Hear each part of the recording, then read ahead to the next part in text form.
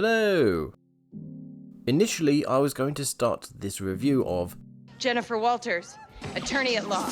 No, She-Hulk. It says She-Hulk in... Oh, never mind. I was going to start this review of She-Hulk Attorney at Law by saying, wait for the whole thing to come out. I know, glowing praise. But on a rewatch, I feel there's more going on here than at base. Rather than a series about an annoying character we're going to have to put up with, we're actually seeing the start of that same annoying character going on an arc. Teal dear, as it stands, I think this show is worth keeping an eye on despite a shaky first step. But to really explain why I think it might be worth a watch, I'm going to have to go into spoilers. So, you are now being warned. We are going into the details of She-Hulk Attorney at Law Episode 1, A Normal Amount of Rage. Seriously, they called it that? Okay, fine, whatever. Maybe the next one will be called She-Hulk Unbridled Rage, eh? Before we get into it, please subscribe, let's hit that 1k goal.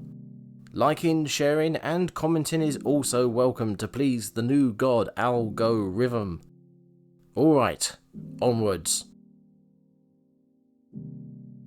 The episode starts in presumably the present day with Jennifer Walters, our protagonist, practicing her closing speech for a court case. We'll come back to this. Soon after, she's breaking the fourth wall and we're heading back to the faraway time of a few months ago. And immediately, the episode does one of the good things I wanted it to do, but in the most annoying way possible.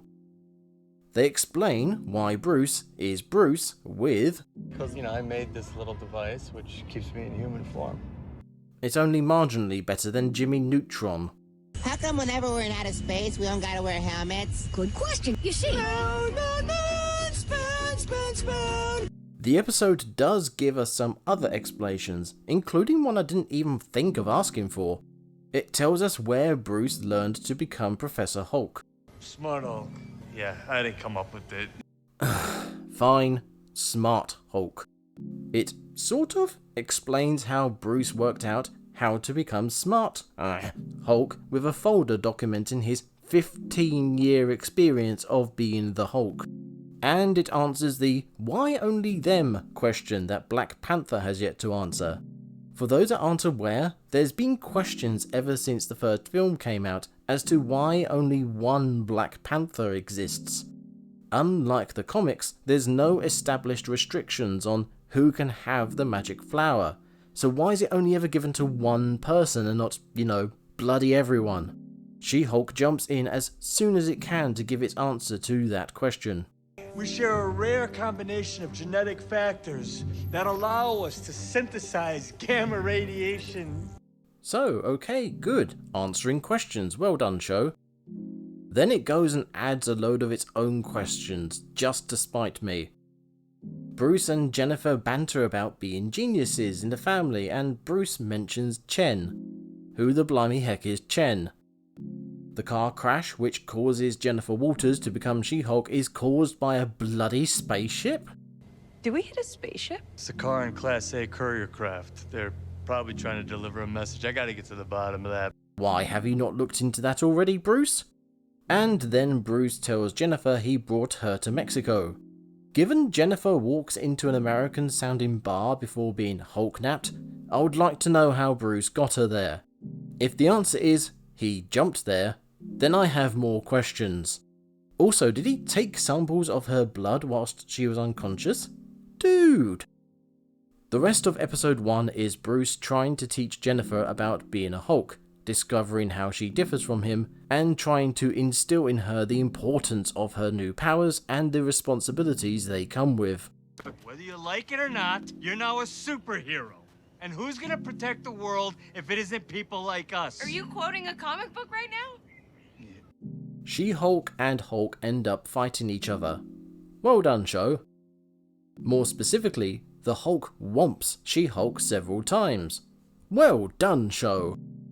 The physical abuse of women in media is a bizarre trend to praise, I admit, but it's one more step to getting that sexual equality people keep saying they want. For those that aren't aware, some films of late, especially Marvel films, have avoided women fighting men. If men and women did fight, the women would usually win and with barely a scratch. Recently, however, I have noticed a distinct trend going against this grain. The Hawkeye series has the female protagonist getting battered, slowly garnering more and more injuries as the show progresses, and even has her pummeled by Kingpin.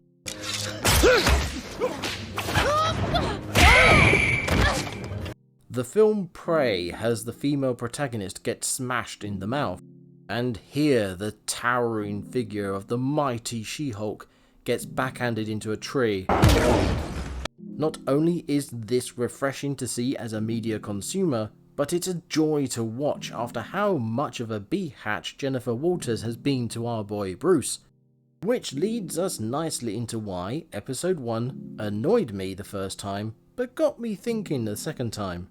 Like I said, Bruce tries to teach Jennifer about being She-Hulk, based on his being the Hulk. Because of the difference between the two, the training isn't as effective as it could have been, which isn't helped by Jennifer declaring she's great at being She-Hulk, plus she's never gonna use it anyway. So I'm clearly nailing it at all these things. When am I ever going to use this as a lawyer? The idea of being a superhero is not appealing to me. I'm not you, and I'm not gonna become you. Jennifer is also disrespectful to Bruce throughout most of this episode and even seems to blame him for her condition as if he did it to her. Oh, cool. Yet another way my life is ruined. Thanks, Bruce! It makes me think they were going to go with the blood transfusion story, then change their minds. Speaking of which, quick sidestep onto two things. First, the car crash was so fast it didn't really have much to say, so definitely a downgrade from the blood transfusion story. It does have a classic running confused into the woods after a transformation scene. Haven't seen that in a while. It even leads into a waking up with no memory after a transformation trope after. Nice. There's this weird sound as well. I can't tell if this is meant to be her faded memories of her as She-Hulk, or the sound of Bruce grappling with his own transformation. Oh yeah, Bruce's thing broke, so he transformed as well. I wonder if that will come up again. The other thing I wanted to bring up is the editing. Mostly it's fine, but there's a few bits I'm not sure on. I already mentioned the blame Jennifer has put on Bruce despite the situation being out of his hands. There's also the fight scene at the end, bloody hell. And then we get the bit from the second trailer where Jennifer is woken by Bruce. Notice he says, You do revert back to Gen form when you sleep. This is an odd thing to say since in the episode she goes to bed as Jennifer. I wonder if something else was supposed to happen or this was supposed to go somewhere else? Considering the state of the Marvel films and shows of late, it doesn't exactly fill me with confidence to see this. Anyway, what was I talking about? Oh yeah.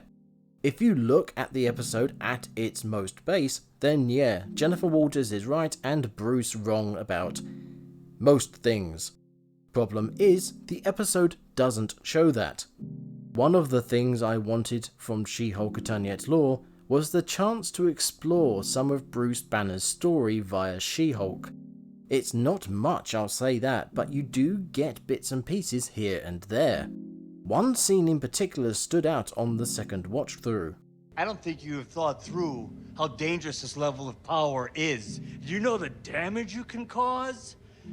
I mean, one mistake, one freakout is literally life or death. Okay, I'll be careful. You can't be emotional. Forget Hulk rage.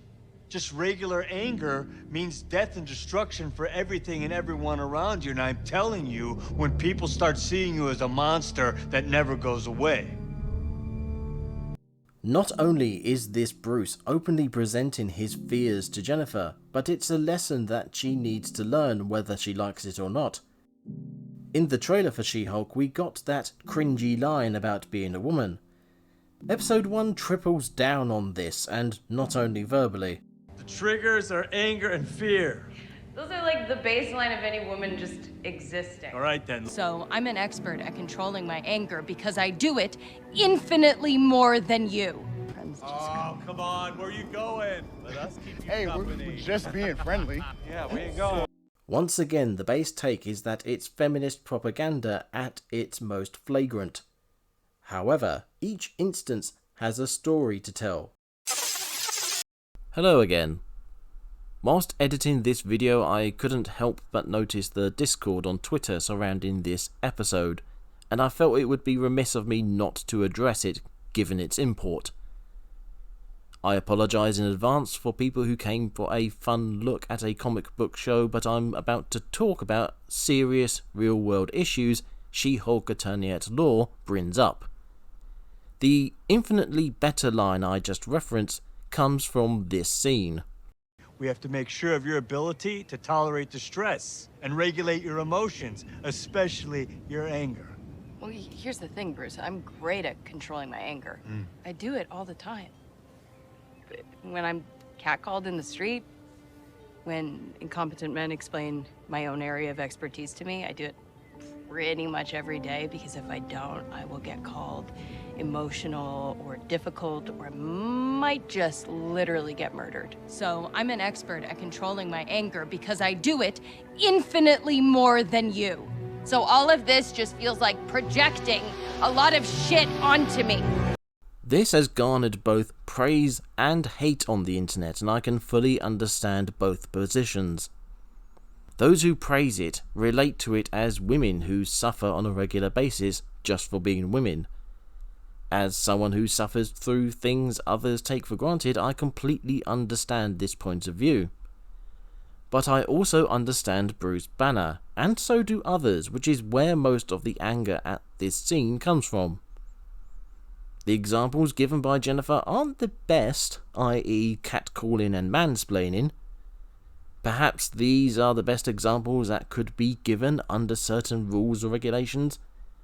But even if she openly came out with, "I fear being raped every time I walk down the street," that still wouldn't excuse what she does here, i.e. verbally abusing a mentally ill person for being mentally ill. Bruce Banner and the Hulk are well-loved characters, not just because Hulk smash, but because for so many years he represented a side of the human condition rarely spoken about: mental health. In more recent years, just like women's silent sufferings, mental health awareness has been more vocal and been given more understanding. But for some reason, someone who has been suffering from a range of mental health issues for at least 15 years, according to the episode, is being shouted at, ignored, blamed for something he had no control over, and generally treated like shit. To really put this into perspective, in this scene, according to her own testimony, Jennifer Walters has and potentially is suffering in life because of who she is. Bruce Banner is also suffering because of who he is. Bruce is using his experience of personal suffering to help others, including Jennifer.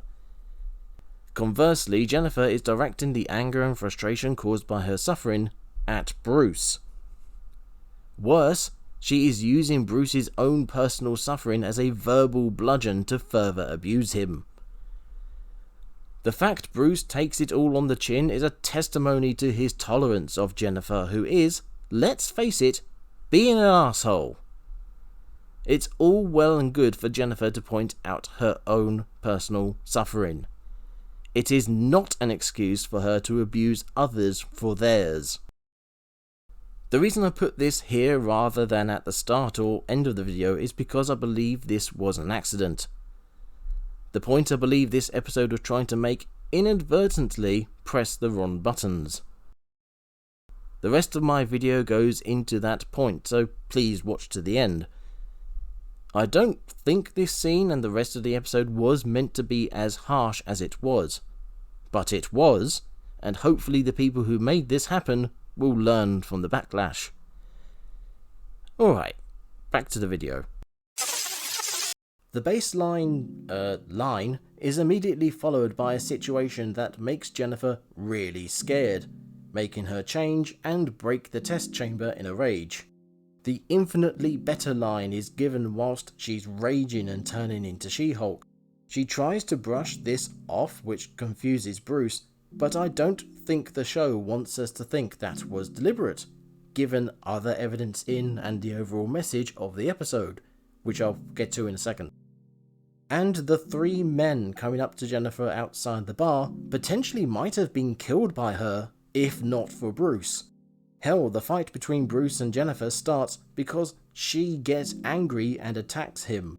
All of this creates an arc between the very start of the episode and the very end.